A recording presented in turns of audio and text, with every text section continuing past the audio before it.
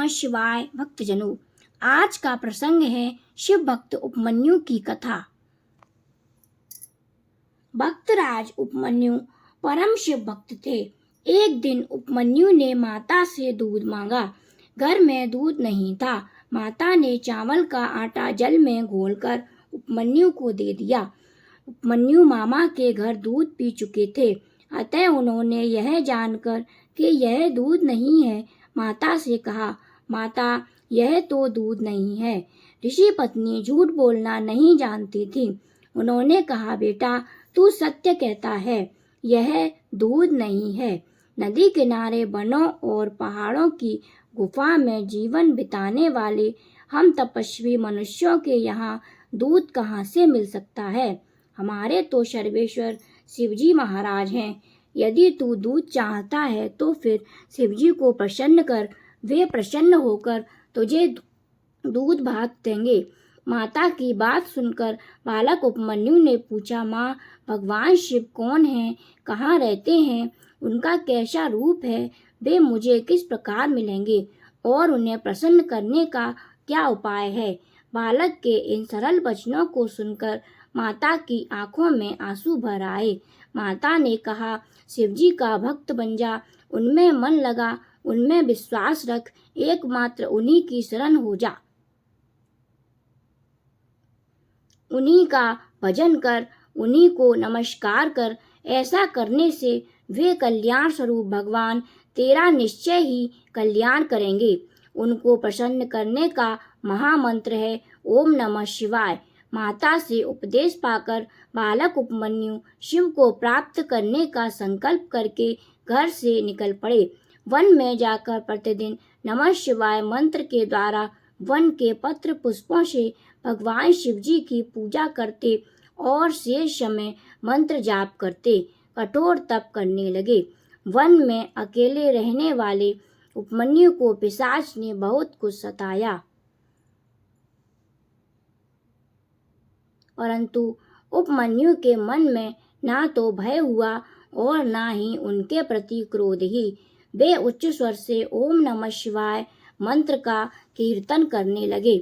उसके बाद देवताओं के द्वारा उपमन्यु की घोर तपस्या का समाचार सुनकर भोलेनाथ शंकर जी भक्तों का गौरव बढ़ाने के लिए उनकी परीक्षा करने की इच्छा से इंद्र का रूप धारण कर ऐरावत पर सवार होकर उपमन्यु के समीप जा पहुँचे। मुनि कुमार उपमन्यु ने इंद्र रूपी भगवान महादेव को धरती पर सिर रखकर प्रणाम किया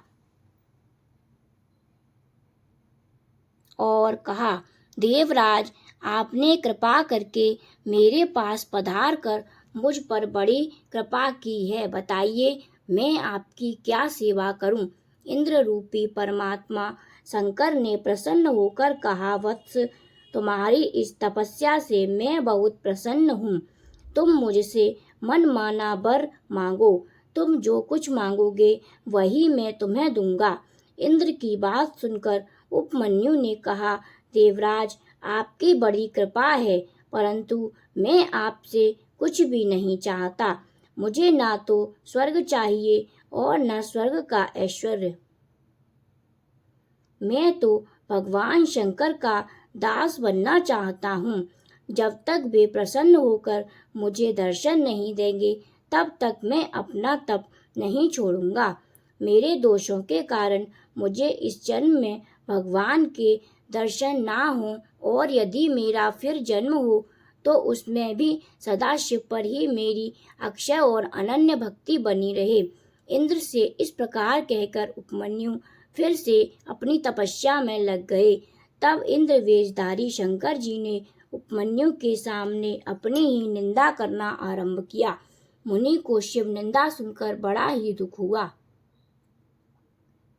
कभी क्रोध ना करने वाले मुनि के मन में भगवान शिव की निंदा सुनकर क्रोध का संचार हो आया और उन्होंने इंद्र का वध करने की इच्छा से अभिमंत्रित भस्म लेकर इंद्र पर फेंकी। उनकी यह स्थिति देखकर भगवान शंकर परम प्रसन्न हुए। उपमन्यु ने देखा कि देखते ही देखते ऐरावत हाथी ने चंद्रमा के समान सफेद बैल का रूप धारण कर लिया। इंद्र की जगह भगवान शिव अपने दिव्य रूप से जग जननी उमा के साथ उस पर विराजमान हैं। भगवान शंकर के माता उमा के सहित दर्शन प्राप्त कर उपमन्यु के हर्ष का ठिकाना नहीं रहा। उपमन्यु प्रार्थना करने लगे। भक्त की सरल प्रार्थना से प्रसन्न होकर भगवान शंकर ने कहा, बेटा उपमन्यु, मैं तुझ पर परम प्रसन्न हूँ। मैंने भली भांति परीक्षा करके देख लिया है कि तू मेरा अनन्य और दृढ़ भक्त है। बता क्या चाहता है।